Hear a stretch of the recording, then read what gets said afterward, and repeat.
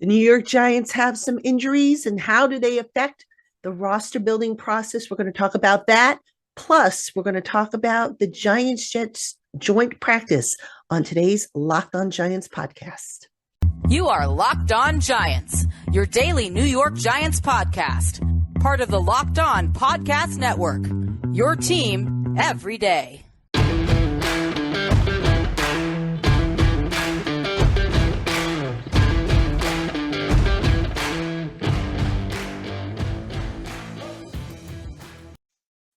Hello, New York Giant fans, and welcome to another edition of the Locked On Giants podcast, part of the Locked On Podcast family, your team every day. My name is Patricia Traina, and today's show is our Wednesday program, coming to you a little late again, but better late than never. So on today's program, we're going to talk about some injury news. Yep, we got to go there, folks. The stupid injury bug just refuses to leave the New York Giants alone. So we're going to talk a little bit about some of the injuries. We're going to talk about how the injuries reshape some of the competitions on this roster. And then finally, we're going to touch a little bit on the New York Giants, New York Jets joint practice that is scheduled for Thursday's practice. So all that and more coming up on today's program. Happy to have you with us. Thank you for making us your first listen of the day, or if watching on YouTube, your first watch of the day. And again, thank you to everybody who sent good wishes on my recovery. I think my voice sounds a little bit better than it did in previous shows, which means I'm on the mend. I do feel a lot better, but I'll let you know the second I test negative for as opposed to positive for COVID. I think I'm almost there. Fingers crossed at any rate. So in the meantime, let's get to it. We've got a lot to talk about on today's Locked On Giants podcast. So let us get into it. All right. First thing we've got to talk about, folks, unfortunately, the injuries. That's right. The NFL's top most injured team last year had it happen again. And I tell you, I don't know what this team needs to do. I mean, at this point, do they need to have an exorcism? Do they need to have, I don't know, a voodoo dance? I'm not sure what it is, but this team, with the amount of injuries that it has had, is just amazing. And, some of you have said, oh, they got to get rid of the turf. They got to, you know what, folks? It's not just the turf at MetLife Stadium, because the latest injuries that I'm going to talk about all happen on the grass field, which kind of reinforces what I've always been saying to those of you who have screamed about the turf, is that football is just a violent game and stuff happens. It's unfortunate. And I don't know how you really, prevent some of these injuries, short of, converting the game to flag football or wrapping guys up in bubble wrap, but some really, tough breaks, not just for the Giants, but also for other teams around the league. But let's stick with the Giants, all right? So the headline injury, Colin Johnson, the wide receiver who had looked so good this summer and whom I believe was well on his way to locking up a roster spot, suffered a ruptured Achilles during Wednesday's practice, all right? Again, it took place on the grass field, not on the MetLife Stadium turf. Another receiver who had a pretty good game last weekend suffered what is reportedly a toe injury. That would be Alex Bachman, because he was seen limping off the field. Now, those are two significant injuries because it pretty much resets the bottom of the depth chart at receiver, which we're going to talk about coming up in just a bit. But before I get to that, I want to talk about some of the other guys that are coming back and whatnot. Now, Sterling Shepard was finally able to pass his physical, so he was eligible to come off of the PUP list. You kind of saw that coming when the Giants didn't put him on the inactive PUP on Tuesday when they had to get down to from 85 men to 80 on the roster. So Shepard's on his way back, and that's a big addition, by the way. A lot of people say, oh, Shepard, he's not long-term for the team because he redid his contract. He's going to be a free agent after this year. But you know what, folks? Say what you want about Sterling Shepard. He's probably the most reliable receiver and the most versatile receiver that this team has. right? This is a guy who can play inside or outside. This is a guy who Daniel Jones, quarterback, has a good rapport with. This is a guy who is fearless and who can separate and who can do all the things you need your receivers to do, make the contested catches, all that good stuff. So for those of you who are like, la-di-da, Sterling Shepard's coming back, that's a big addition for the Giants, ladies and gentlemen. And we'll see how quickly Sterling Shepard is ready, if he is ready for week one. Week one is coming up in a couple weeks, and Shepard's going to have to obviously get into football shape because there was only so much he could do while he was rehabbing. But to have him back on the team, and not to mention his leadership, let's not forget about that. He's the longest tenured member on this team, all big stuff. So happy to see Shep back on the roster and hoping that he stays healthy and he's able to contribute. All right. So with the injury to Colin Johnson, just to go back to that, the Giants did make some roster moves. Colin Johnson placed on IR. Also placed on IR was receiver Marcus Kemp, who had a hamstring injury. And Marcus Kemp, I don't think he was a guy who was going to make the roster anyway. The Giants also terminated the contract of underwhelming tight end Jordan Akins. So the tight end position, which on Tuesday they put Ricky Seals-Jones and Andre Miller on injured reserve, the tight end situation is very thin as I record this. Now, it's possible the Giants will have a new tight end that we can talk about tomorrow. That they did have a workout, and there's a guy that I think it's Stroud, if I'm not mistaken, that they worked out. Just needs to pass the physical, so they could have an answer by tomorrow. But we'll see. I'll keep you updated on that. But anyway, with the 3 roster moves the Giants made, they added 2 receivers from Baltimore that were just cut on Tuesday, Bailey Gaither and Jalen Moore. And they added the defensive back from Minnesota, former 5th-round pick, Harrison Hand, who actually has some starting experience.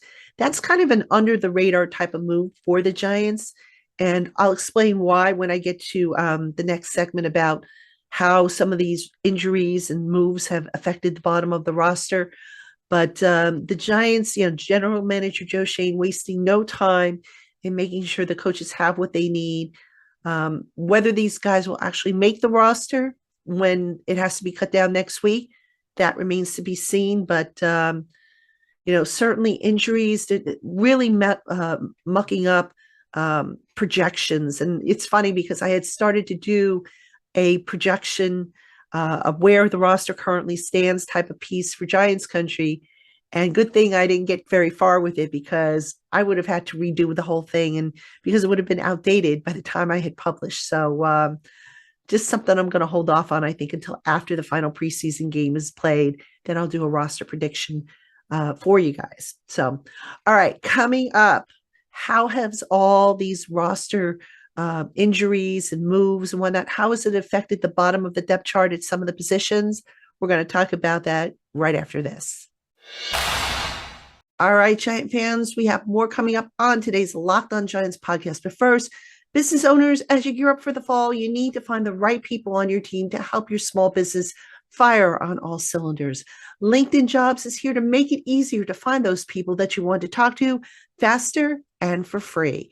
You can create a free job posting in minutes on LinkedIn Jobs to reach your network and beyond the world's largest professional network of over 810 million people. Then add your job and the purple hashtag hiring frame to your LinkedIn profile to spread the word that you're hiring so that your network can help you find the right people. Simple tools like screening questions make it easy to focus on the candidates with just the right skills and experience so that you can quickly prioritize whom you'd like to interview and hire. It's why small businesses rank LinkedIn Jobs #1 in delivering quality hires versus the leading competitors. So go ahead, post your job for free at linkedin.com/LockedOnNFL. Again, that's linkedin.com/LockedOnNFL to post your job for free. Terms and conditions apply. All right, Giant fans, welcome back to the LockedOn Giants podcast. I am Patricia Traina. Happy to have you with us. And in this segment, we're going to talk about how these injuries and roster moves have kind of, toppled, if you will, some of the bottom of the depth chart decisions that the Giants are going to have to make after the final preseason game this weekend against the Jets. So let's start off with the receiver position. Now, as I mentioned before, Colin Johnson on IR, Robert Foster was placed on IR, a few days back. Um, the Giants, Kadarius Toney is hurt. God knows when he's going to be back. I think he's dealing with a hamstring. He'll make the roster, but I'm not sure, how soon he'll be ready to play. Hasn't really practiced, I think, in the last couple of weeks. Kenny Golladay has had kind of a quiet summer for him. And, the Giants are getting Sterling Shepard back. So suddenly the receiver spot, I don't know, to me, just doesn't look as good as it did. Now, yeah, they have Wan'Dale Robinson, who has been quiet in the preseason games, but I think that's because the coaches are holding him back a little bit and they don't want to show what their plans are for him. But here's the thing. I think at receiver, given the injury to Colin Johnson, is it possible that Darius Slayton has been saved? I think if I had put together on Monday my roster projection, I would have Darius Slayton off the roster. I think now with these injuries, it's possible that CJ Board and Darius Slayton might have been saved, especially if Alex Bachman's toe turns out to be a major, long-term affair. So the bottom of the depth chart at receiver to me is just as confusing as ever. And, here's the thing with the bottom of the depth chart at receiver. While they had guys that I think could have gotten the job done, could we honestly sit here and say that any of those guys that were projected for the bottom of the roster are types that maybe you could feature in the offense on any given week? I'm not so sure that was the case. I mean, I think they were all good role players, but it's a case of, yeah, they have quantity, excuse me, but what kind of quality did they have? So the receiver position, I'm not feeling as strong about it as I was maybe at the start of the week, but we'll see what happens. I mean, like I said, I think the coaches are holding stuff back, but I am concerned about the Toney injury and the fact that this kid just can't get on the practice field. I'm really not sure how he's supposed to get better if he's sitting on the sideline, working with the trainer. I am curious to see how quickly Shep rounds into place. And, now what are they going to do with the bottom of the depth chart? Are they going to keep Darius Slayton like I think they will? Are they going to keep CJ Board, who, by the way, has a rib injury and who, tried to gut out practice on Wednesday? So these are some questions at receiver I have, and I'm not feeling as good about the group as I was, like I said, at the beginning of the week. All right, tight end. That's a position we definitely got to talk about. Now, as I mentioned, I think the Giants are going to sign somebody to that unit. But right now, I mean, after putting Ricky Seals-Jones and Andre Miller on IR and cutting Jordan Akins, that position is thin, ladies and gentlemen. So you have Daniel Bellinger, who will be TE number 1. I do believe Chris Myrick will be TE number 2. And I think it's interesting.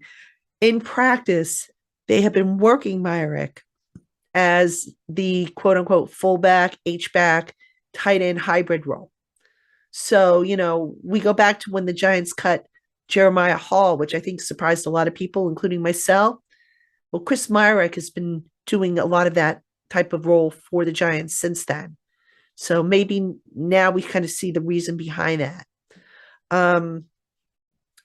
I don't know that the Giants are going to be able to keep 3 tight ends on the roster. I think it's going to depend on the injury situation on the offensive line, at receiver, at a few other spots. But I'm almost certain there's going to be at least 1 tight end on the practice squad. There has to be, and I mean, remember, this is a team that really doesn't use a whole lot of 12 and 13 personnel, a lot of the heavy set stuff So I don't know that it's necessary to carry an extra tight end, but we'll see. Of course, one of the things with the new coaching staff is you don't really know how they like to distribute their numbers. So it's kind of a learning process, a feeling out process for us now as we kind of get a handle on how Brian Dable wants to build a roster. All right, another position that is still kind of up in the air, and it was kind of evident by the roster claim, cornerback, backup cornerback. So you have Adoree Jackson, you have Aaron Robinson as your outside starters. Darnay Holmes pretty much has locked up the slot receiver spot. All right. Rodarius Williams has been sidelined. Cordell Flott has been sidelined. So you have some injuries there. The depth behind those guys, I mean, other than maybe Darren Evans, who's flashed here and there, really not solid depth. So the addition of Harrison Hand from the Vikings, very telling because it's a young veteran who has some NFL experience. And you could just tell. And look, Wink Martindale, the defensive coordinator, told us last week that he's still trying to figure out what he has at the bottom of the depth chart at cornerback. And that's an important question they need to answer, because if you think back to Martindale's final season with Baltimore last year, what happened? Why did his defense suddenly tumble out of the top 10 in most statistical categories? Well, injuries was a big factor, but especially injuries on the back end. So you can bet that that's a top priority of the Giants to work out that depth behind Jackson and Holmes and Robinson and so on and so forth. Because if they don't, they're going to be in big, big trouble. Okay. The other spot where the depth is, I think, a little bit more secure now because they're getting some guys back is offensive line. John Feliciano was back. Ben Bredesen is still on the side. Joshua Ezeudu is working his way back in. Again, we don't know exactly what those injuries were to Ezeudu and to Feliciano, but look, if you're the Giants, if those injuries are any of concern, you better have backup. Right now, interestingly enough, Max Garcia, who took over, who was like the fifth string center for the Giants on Sunday, didn't do a horrible job, but still, I would not be surprised if the Giants add another interior offensive lineman who can play guard and center, because if Bredesen isn't good to go, that's a problem. Jameel Douglas was able to do a little work, but is he going to be the long-term answer there? I just don't know. And I don't know. For me, I still want to see the Giants at some point pick up a full-time center for the long term, but that's going to have to wait till next year. So for the time being, the Giants are going to have to look, I think, at the interior offensive line and add to that spot, since I think the tackles are pretty much set. All right. Coming up next, we'll talk Giants-Jets joint practice. So stick around. We'll be right back. All right, Giant fans, we have more coming up on today's Locked On Giants podcast. But first, BetOnline.net is the only place that offers the best information on the latest odds, contests, and player props for all your sports betting needs. No matter what sport you're into, BetOnline.net has you covered. Plus, they offer everything you need to know for live betting and for your favorite Vegas casino games. So head on over today to BetOnline.net to learn more about the trends and the action. BetOnline, where the games start. Welcome back, everybody, to the Locked On Giants podcast. I'm Patricia Traina, and happy to have you with us as always. Appreciate you tuning in. In this segment, we're going to talk a little bit about the Giants-Jets joint practice that is scheduled for Thursday at the Quest Diagnostics Training Center. Single practice. It's not, unlike the previous week where the Jets actually had, I think, multiple days against the Atlanta Falcons in the lead up to their preseason game. The Giants and the Jets are only going to do one day, and it's going to be at the Quest on the grass field. Now, a few things I want to talk about regarding this joint practice. A big storyline has been the brawl that took place back in, I think it was 2005, between the Giants and the Jets. And I was at that game. I was at that practice. I was covering the team back then. I remember it very well. I'm really not sure what that brawl of 2005 has to do with 2022, since I would say everybody from that team, from both teams, is probably no longer with the team. Um, I suppose you could say that there's always been that sense of, maybe the Jets feeling inferior to the Giants or being perceived as being inferior to the Giants, but I just don't know how much I buy that. But it's amazing how everybody just seems to be focusing on that story where I'm just not sure that's the story. The story to me is you have two teams that have been stuck in some lousy football the last several years. And the Jets, as I understand it, they have a pretty good roster. They feel that they have the right coaching staff. They feel that they have the right GM. The Giants, we know, have a decent looking roster. They're headed in the right direction with a good coaching staff, a good GM. It should be about the future, I think, more so than the past. But for some reason, everybody just seems to want to focus on the past and something that took place like 17 years ago. And I just don't understand it. The brawl, from what I remember, it was just, it was disgusting. It was wild. It was something you don't want to see between, opponents, let alone teammates. Now, that's not to say that I don't think there won't be some pushing and shoving going on between the Giants and the Jets during their joint practice. There always is, but I don't know. To me, that's just not the story. So what is the story of the practice?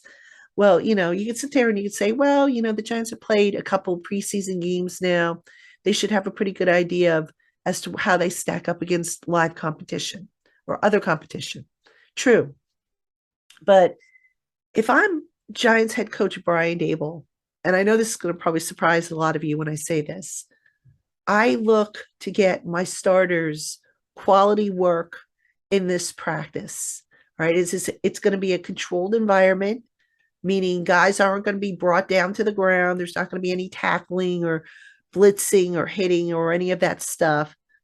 It is going to be a padded practice. There is going to be contact, but it's going to be relatively tame, fingers crossed, as compared to a live game. And for me, again, if I'm Brian Daboll, I want to get my starters as much quality work as possible so that come Sunday when the game takes place, maybe I don't have to play my starters as much. And I say that, and I know what you're thinking. You're saying, well, Pat, you always say, get the starters out there, get them as much work as possible. Yes, I do say that. But here's the thing. This Giants team is banged up. Can we really afford to have any more injuries on this Giants team? No, I don't think we can. All right. So I think, considering that a lot of the roster spots and a lot of the decisions at the top of the depth chart at the various positions are pretty much set. If I'm Dable, I'm worried about sorting out the bottom part of the depth chart. What do I still need to go into the season? I'm not necessarily going to worry about Daniel Jones, who, yes, he's had an up and down, summer, but he's looked good in the games. Do I play him? I might think about maybe not playing him. And by the way, for those wondering, the Jets are planning to play their starters in the preseason finale. So yeah, I know. Normally I'd say just go at it. Let's match apples to apples here. But I think given the Giants injury situation, I would say, get the guys quality work in the practice and then go into the regular season and whip out everything you're going to show as far as, alignments, plays, and so on and so forth, and not, try to be ultra cute. Why risk it? That's just me. I tend to be ultra conservative sometimes. I get it, but That's what I would do. Now, is that what Brian Dable's going to do? Well, no surprise, but Dable hasn't said what he's planning to do. And he probably will not say what he's planning to do until at the earliest. Maybe he'll say it on Friday, but I'm not counting on it. Yeah, because Dable's just, has shown that he's not going to give up that type of advantage. So that's how I see it playing out with the Jets. It's an opportunity to get the starters against the starters. And look, if you see everything you need to see in the practice, why risk it? So we'll see if Dable agrees. Maybe he'll say, nah, you know what? This is the game. We got to go out there. We got to play it. But I would be surprised if he takes that route, to be honest with you. So, all right, Giant fans, that's going to do it for us here on today's LockedOn Giants podcast. Thank you so much for tuning in. Be sure to keep it here the rest of the week. We have plenty more stuff coming your way. So until tomorrow, everybody, have a great one.